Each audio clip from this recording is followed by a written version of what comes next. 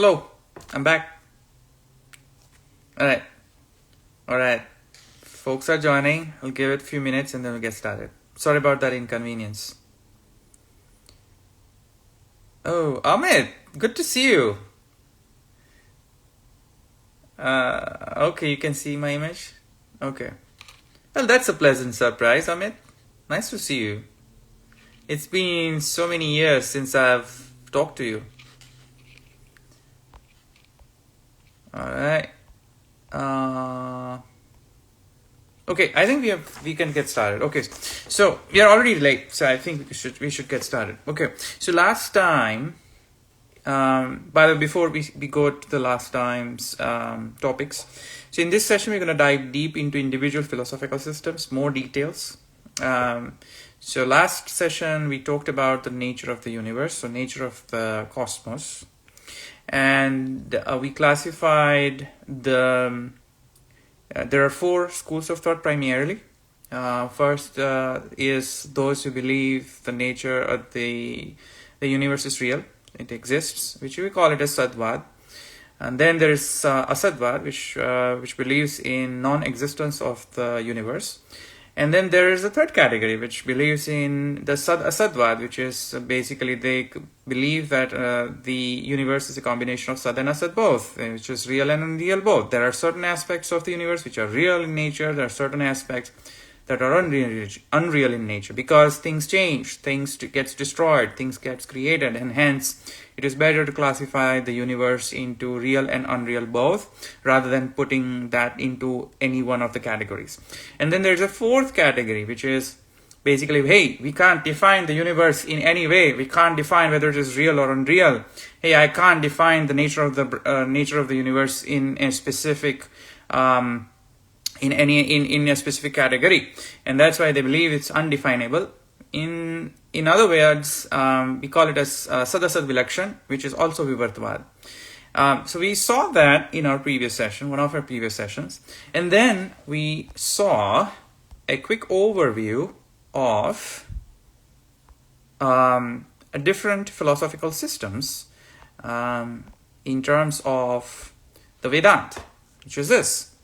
Which is basically, we walked through real quick. I walked you through real quick, giving overview of each and every Vedantic philosophy, including the Shankar philosophy, which believes in Kevaladvaita or absolute monism, and then the Madhva Siddhanta, which believes in absolute duality or Dvaitvad.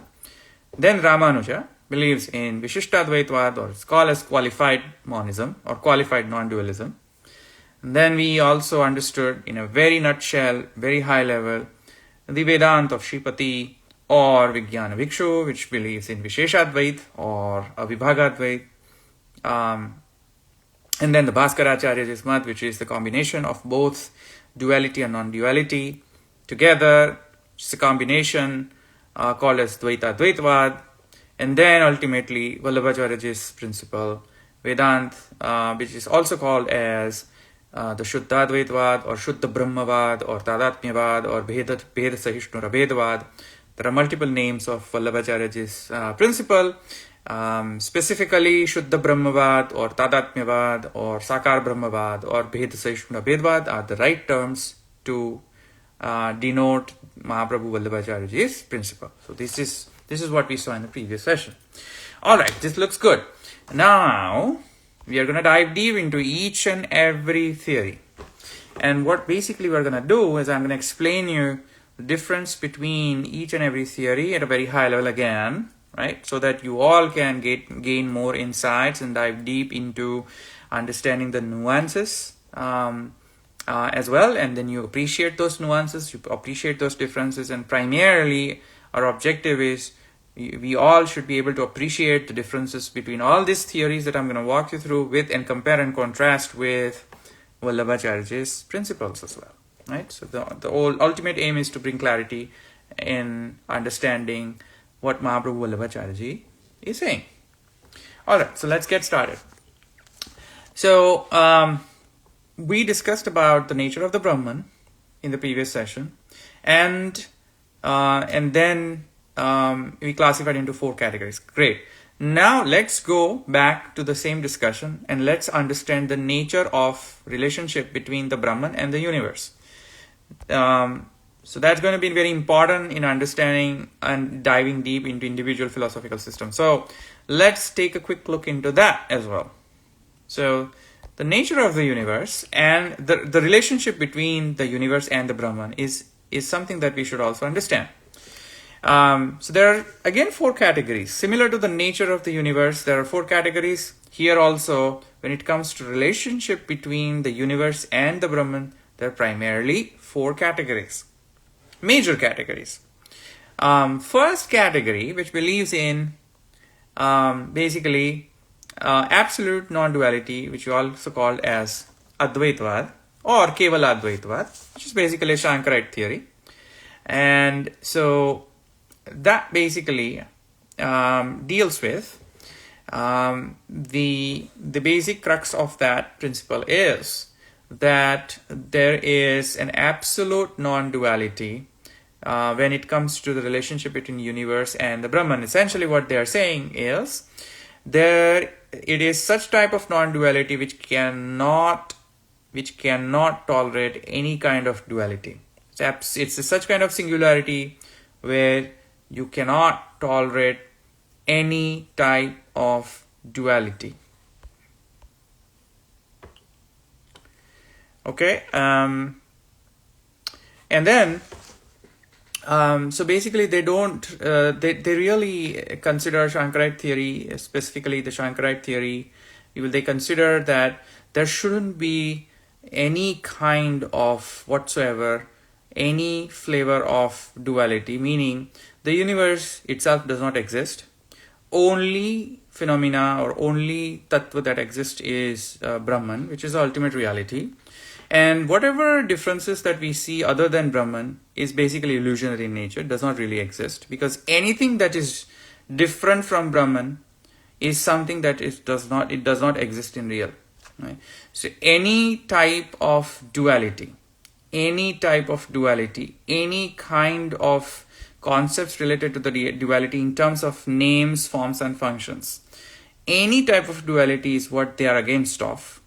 They only value the singularity of the Brahman only, and hence, since there is diversity in the universe, there are different names, forms and functions that we see, experience in universe. Hence, according to them, because they are different, because they are destructible, because they change every now and then, these things does not really exist, and hence they believe that universe is illusionary in nature. Right? So they call it as Vivartavad, which is also called as absolute non-duality or Advaitavad. Again, Shankarite theory.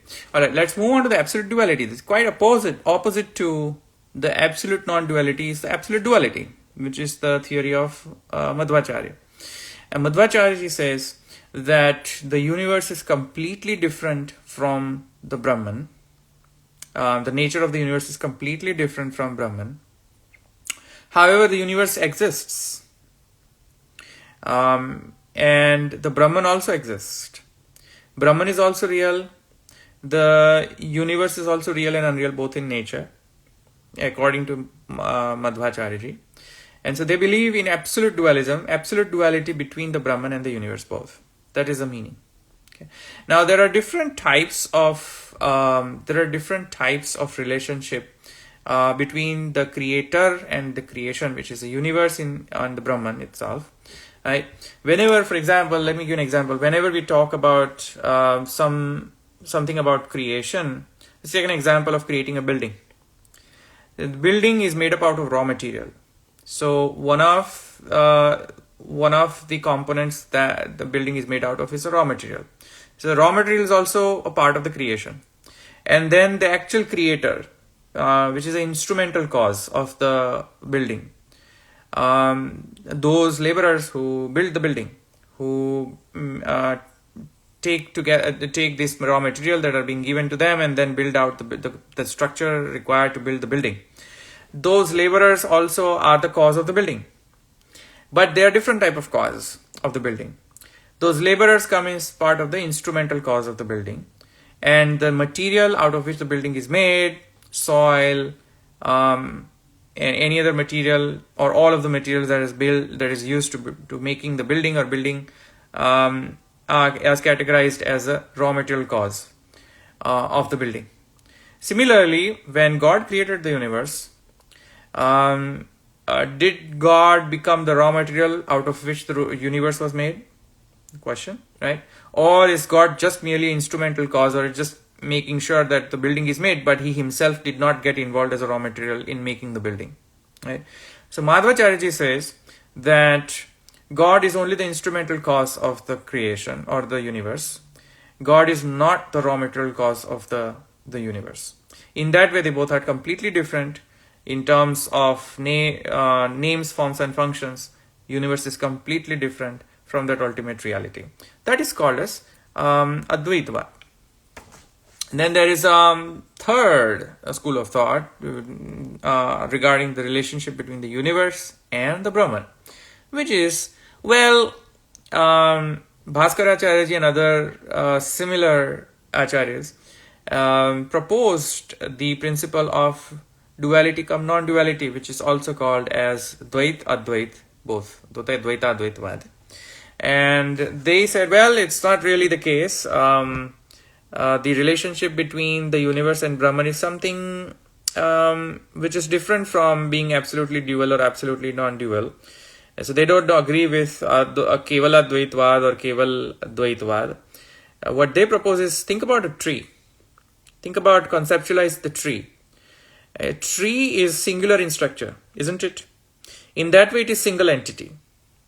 But then, if you analyze a little bit more into the components of the tree has leaves, branches, different shapes of the branches, different colors at times, different colors of the leaves, and so on and so forth. So from that perspective, the leaves, there are components of a tree, including leaves, branches, fruits, flowers, and so on and so forth. So there are different parts of the tree. In that way, there are differences within the tree itself. But tree as a whole, as a structure, is one. Right? So there is a singularity.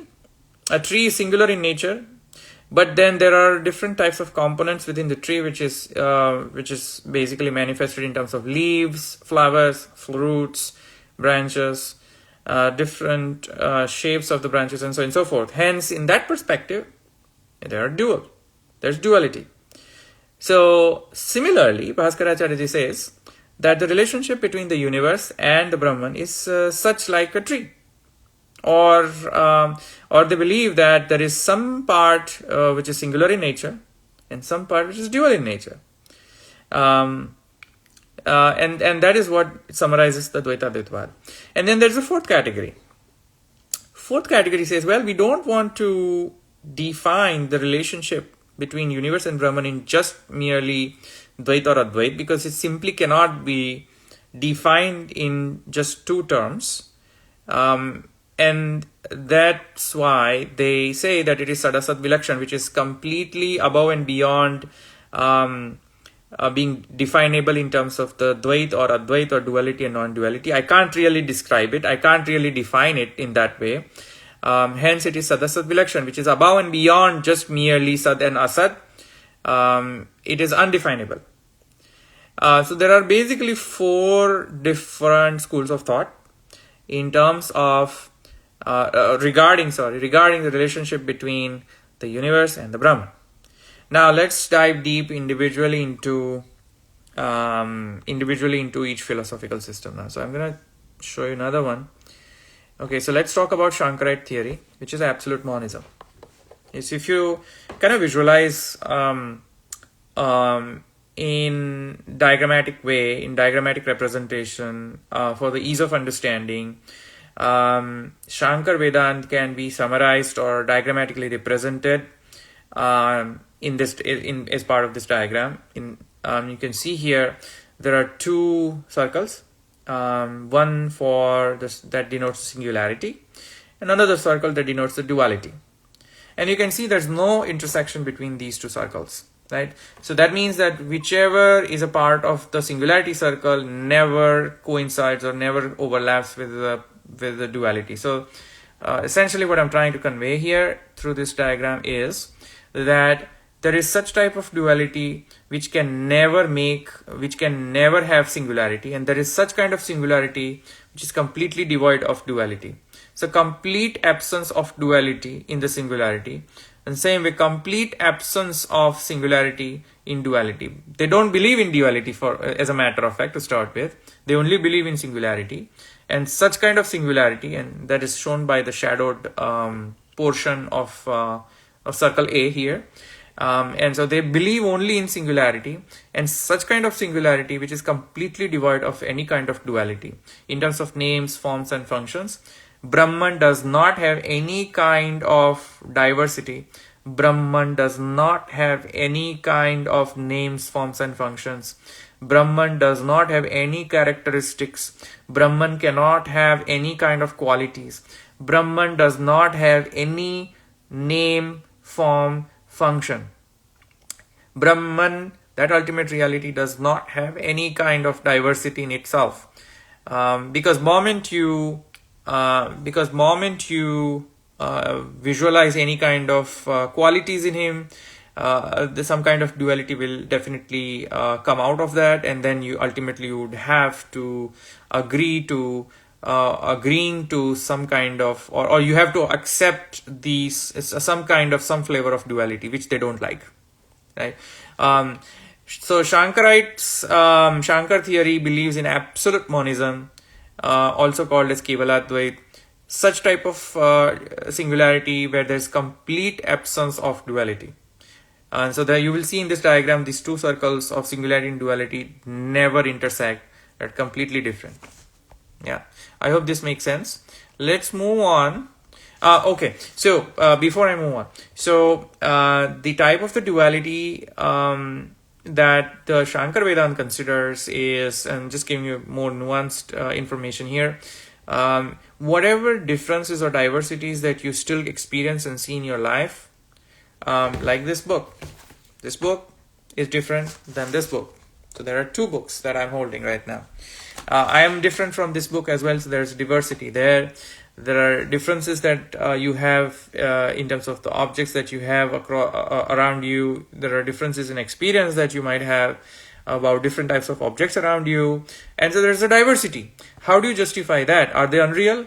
Well, they say that yes, this is absolutely illusionary in nature.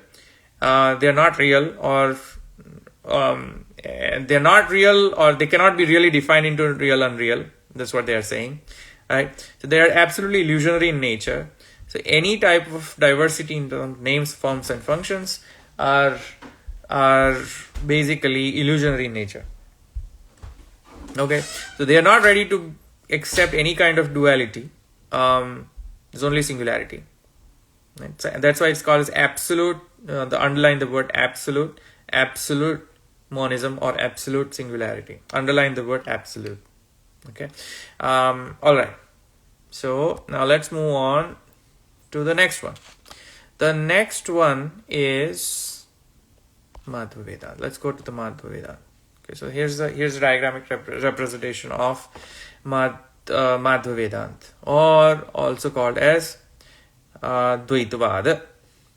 In Dvaita, what we are gonna do is what they say is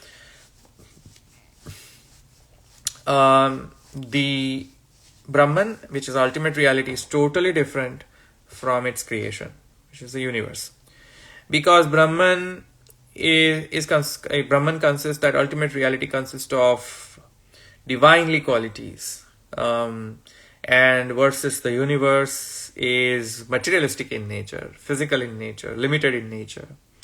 And hence you can never equate the universe with the Brahman, and that's why they're completely different. And by the way, Brahman only, as per that principle, Brahman only gets involved as an instrumental cause of the creation. Brahman never becomes the raw material cause of the creation. And so you can understand their philosophy through this diagrammatic representation. So these two circles kind of sums up their principle, wherein what we are trying to wherein they say that multiple dual aspects creates one singular aspect, right? And the singularity resides within the realm of the duality, right? So there is a singularity that you can imagine, but that is in the foundation of the duality. So duality is real. Things are different from each other. The creation is completely different from the creator, which is the Brahman. There is no similarity whatsoever between the Brahman and the creation. Okay, all right. So that sums up the Madhva Vedanta. Now let me go to. By the way, if you have any questions, feel free to ask the questions in the comment section. Okay, let me go to Ramanuja Vedanta. Ramanuja Vedanta. Okay, so Ramanujacharya says Ramanuja Vedanta is also like this. Ramanuja Vedanta also believes that multiple different names, forms and functions were totally different from each other. The Brahman and the universe is completely different from each other. However, multiple objects, there are multiple components that makes up the Brahman. There are three components that makes up the Brahman: Jad, Jeev and Ishwar. They all three together makes up one singular entity called as Brahman. Yeah, but then these Jad and Jeev are completely different from each other raw materially as well. Each individual Jad is also completely different from other individual Jad. Similarly, each individual Jeev is completely different from each other individual Jeev, and each Jad and Jeev hence is completely different from the ultimate reality, which is Brahman. Right? So it is like you can imagine as again I have given the same example in previous session. It's just basically you can imagine a mechanical like a car. And the mechanical parts out of which car is created. Each mechanical part is different from each other raw materially. However, all of these mechanical parts, when they combine together, they form one singular entity called as car. In that way, it is singular in nature. Right? Similarly, when I show you my hand, like how many are these? How many are these? Some people might say, it's just one hand. Some people say, well, there I see 5 fingers. But some people say, no, I see 5 fingers and there's a palm and there are lines inside that. So some people say, well, I see multiple things. Some people say, no, I just see one thing, which is one hand or one wrist, right? So it's a perspective. There's a difference in the perspective. Some people might say it's just one single entity, which is a holistic structure called as this. Right? Some people might say, oh, well, I see 5 different things, which are 5 fingers when you show your hand. And some people say, well, I see more than that. Similarly, here in Ramanuja Vedanta also, they say that Jad, Jeev and Ishwar together create a holistic structure called as Brahman. However, each Jad is different from other Jad. Each Chid is different. Each individual soul is different than other individual soul. And each Jad and soul also are completely raw materially different from the Brahman. In that way, multiple dual names, forms and functions, when they come together, they basically create the one holistic structure, holistic Brahman, singular, which is called a singular Brahman. Okay? Alright. So that is the Ramanuja Vedanta. Now let me go to Sripati Bhagavad Padacharya and Vijnana Bhikshu's Vedanta. Now in that they completely it's completely opposite to what Ramanuja Vedanta says. Ramanuja Vedanta says that the singularity is within the foundation of the duality.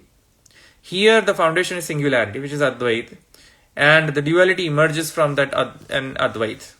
Right? So duality is a subset of the singularity, wherein the Ramanuja Vedanta, the singularity was the part of the duality as a superset. Here, duality is the part or the subset of the singularity, right? The singularity is the base.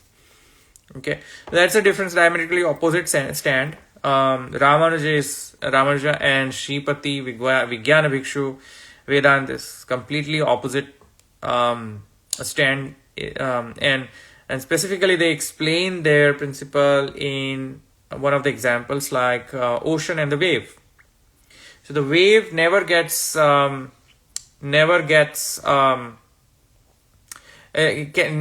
independent from the ocean itself. It always stays with the ocean. However, when there is the wave emerges from the ocean and is based on the substratum called as ocean, right? It never leaves its substratum, and it still has a separate appearance above the ocean. So similarly, meaning the similar to the relationship between the wave and the ocean, the creator, which is ultimate reality, and the universe or cosmos, as they both related to each other similarly, right? Meaning the Brahman basically creates the universe, but the universe remains on the substratum of the Brahman, and the created the creation basically does not leave the substratum ever, and then it just gets merged in the substratum at some point of time, similar to the wave gets submerged into the ocean back in some time, right? It just comes out for a time being and then merges back, right? Similarly, and then the wave is also made out of the same raw material as the ocean, because they are essentially droplets, right? It's a gross form of a dense form of the droplets, right? What is wave? It's basically they're not materially different than the ocean, because ocean is also made out of droplets, water, and the wave is also made out of the water. So materially they are both same, but yet they have still a separate existence. When they emerge out of the ocean, emerge on the top of the ocean without leaving the ocean. Similarly, when the creation comes out of that Parabrahman, it stays on the substratum of that Parabrahman every time. And raw material also, the creation is same as Parabrahman. However, it has some separate existence as well when it manifests. And then when it submerges itself, when the creation submerges into the ultimate reality, you get the singularity, right? So that's the base. The duality or the diversity of names, forms, and functions that you see in the universe never violates the singularity principle, never leaves the base of Brahman, never leaves the base of singularity. That is essentially the essence of their principle, which is almost similar to Vallabhacharya's principle, by the way. It's very, very near to what Vallabhacharya is saying. Almost similar. The nearest principle, any Vedant which is nearest to Vallabhacharya's Vedant is Shripati and Vijnana Bhikshu's Vedant, by the way. Just FYI. Okay, now let's go to the next one, which is Bhaskaracharya. Now, Bhaskaracharya says, it is a combination of both singularity and duality. So there's an intersection point between the two circles that I'm showing you here, which is one circle representing singularity, another circle representing duality, and then you have a intersection point between both the circles, and that intersection point is actually what they consider as part of their principle, which is Dvaita Dvaitavad, which is the combination of Dvaita and Advaita both at the same time, meaning Dvaita is also real. There is some essential difference between the creator and the creation, and hence it is Dvaita. And there is some essential similarity or singularity between the creation and the creator. Similar to the tree and the components of the tree, which I explained to you earlier as well. Right? So Bhaskar Vedanta is also kind of more or less very near to the Vallabhacharya's principle, which is also called as Tadatmyavad. So Tadatmyavad, Mahaprabhuji's principle, and Bhaskaracharya's principle, almost they are also very, very much similar, though not same, but they are very much similar for sure. Okay, so there are two principles. It says there are two Vedants which are very, very near to what Vallabhacharya is saying. One is Bhaskaracharya's Vedanta, which is Dvaita Dvaitavad, and another is, as I mentioned earlier, which is Vishishhtadvaita or Avibhagadvaitavad. These two principles, or rather three Vedanta, are the nearest Vedantic principle to the Vallabhacharya's Vedanta. However, there are differences. Alright, so now let's come to Vallabhacharya's principle. Right, so alright, here's Vallabhacharya's Siddhanta. Now you can imagine, right? We started with Shankaracharya's theory, which showed two circles with completely non-intersecting, with completely different, without any intersecting points. There were two circles in the Shankarite theory, one for Advaita, another for Advaita. These two circles were completely different from each other. You remember?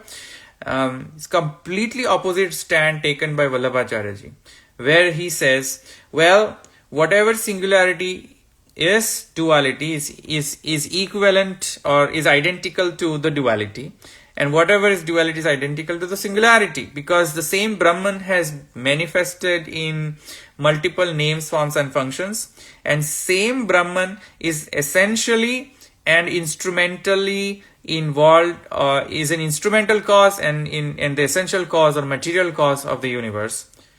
So same Brahman has taken many forms in terms of names, forms and functions, which you see is part of the creation.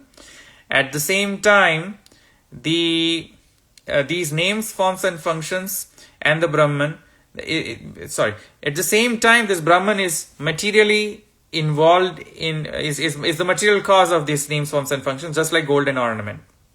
The gold gold is the cause and the ornaments is an effect. And the ornaments are not different from gold raw materially. Same way, creation is not raw materially different from the creator, which is Brahman. At the same time, the Brahman desired to become one to many, and hence it manifested in different names, forms and functions, but essentially everything is Brahma. But at the same time, we cannot deny the separate existence of these names, forms and functions. So we are not same as Advaitavad, because they deny the separate existence of names, forms and functions. Because remember, they say whatever is different from the Brahman, which is names, forms and functions, whatever is dual is illusionary in nature. However, that's not the case with Vallabhacharya's Siddhanta. All the dualities that you see is the form of that Brahman, and hence they are real. And they are raw materially same as Brahman. Whatever function that you see is raw materially same as Brahman. Whatever name that you see is raw materially same as Brahman.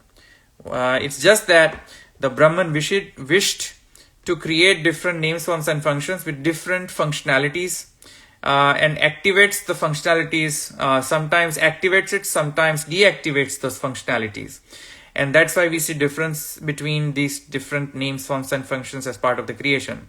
So we definitely believe in manifestation and unmanifestation of the functional, of the functionality of each name, forms and functions. However, raw materially, all names, forms and functions are same as Brahman.